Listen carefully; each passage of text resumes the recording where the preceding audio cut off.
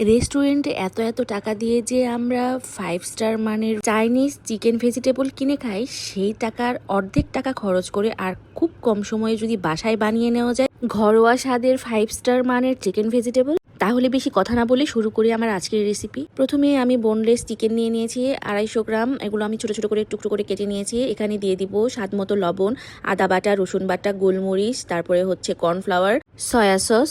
এগুলো দিয়ে আমি খুব সুন্দর মতো আরেকটু দিয়ে দিব ভিনেগার বা লেবুর রস। এগুলো দিয়ে সুন্দর করে মেখে আমি এক সাইডে রেখে দেব। তারপরে একটি কড়াইয়ে সামান্য পরিমাণ, মানে একটু ডিপ ফ্রাই করা যায় যেন, এরকম পরিমাণ তেল দিয়ে আমি তেলটা গরম হয়ে আসলে একটা একটা করে সুন্দর করে চিকেনগুলো ছেড়ে লালচে করে ভেজে তুলে নেব। এদিকে আমি গাজর আর বরবটিটা আমি খুব সুন্দর করে জুলিয়েট করে কেটে নিয়েছি একটু লম্বা করে।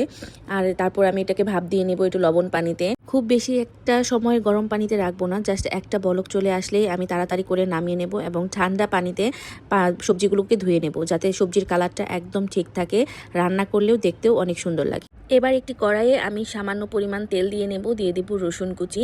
এরপর আস্তে আস্তে আমি সবজিগুলো অ্যাড করব। এখানে আমি সবুজ ক্যাপসিকাম আর লাল ক্যাপসিকামগুলো জুলিয়েট করে কেটে নিয়েছিলাম, ওগুলো দিয়ে দেব হচ্ছে পেঁয়াজের খোসাটা আমি এভাবে সুন্দর করে ছাড়িয়ে নিয়ে করে নিয়েছিলাম।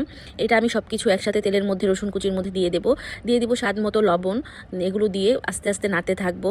তারপরে দিয়ে দেবো একটু পরিমাণ আদা বাটা আর একটু পরিমাণ রসুন বাটা, আর দিয়ে দিব সয়া সস, আর দিয়ে দিব ম্যাগি সস। এগুলো দিয়ে আমি আস্তে আস্তে একটু ভাজতে থাকবো, তখন সুন্দর একটা অ্যারোমা ছড়াবে। আর একটা জিনিস অবশ্যই মাথায় রাখবেন, চাইনিজ আইটেম যে রান্নাগুলো ওগুলো অবশ্যই কিন্তু ফুল হিটে করতে হয়, তখন চুলার আঁচটা একদম বেশি থাকবে।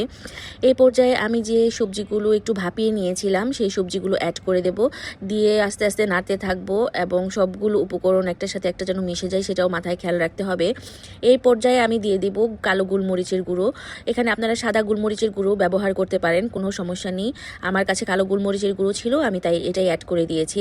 এই পর্যায়ে আমি দিয়ে দেব যে চিকেনটা ভেজে রেখেছিলাম সেই চিকেনটা দিয়ে দেব, আর দিয়ে দিব কিছু কাঁচামরিচ কুচিটা অ্যাড করে একটু নেড়ে চেড়ে নেব। এরপর আমি অ্যাড করব 2 টেবিল চামচ কর্নফ্লাওয়ার একটু পানি দিয়ে গুলিয়ে সেটা অ্যাড করে দেব। তারপর অ্যাড করব হাফ কাপ পরিমাণ গরম পানি। এগুলো যখন একটু বলক চলে আসবে এর পর্যায়ে আমি একটু গুঁড়া দুধ ছড়িয়ে দেব।